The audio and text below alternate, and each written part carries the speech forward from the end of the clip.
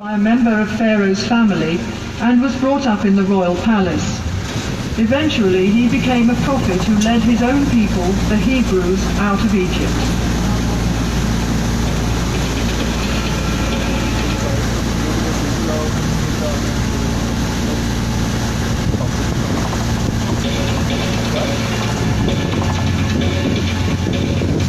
The grotesque dwarf god Bes was a great favourite with the Egyptians.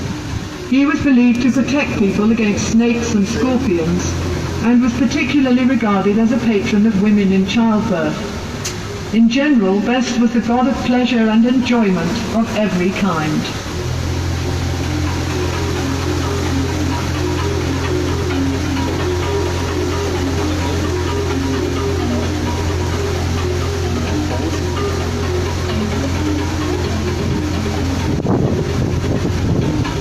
Now life in ancient Egypt comes alive with scenes of agriculture and industry.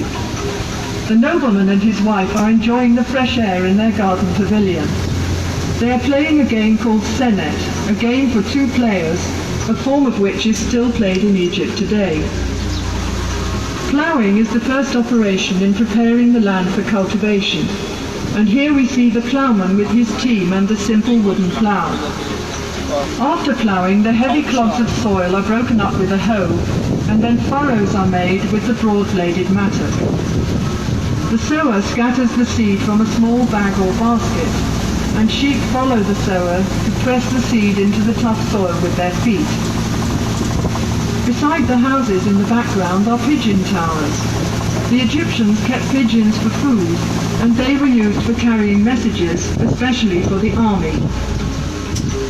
The fields are irrigated by means of the shadoof, which works like a balance, with a bucket at one end of a long pole and a heavy stone as a counterweight. Shadoofs are still sometimes used in the Egyptian countryside. When the grain is harvested, the sheaves are carried to the threshing floor in a net bag hung on a long pole. When a thick layer of grain has been spread on the circular floor, oxen or cows are driven round to break up the ears of grain with their heavy feet. The next process is winnowing, when the grain is tossed up into the air so that the lighter chaff or husk will blow away on the wind.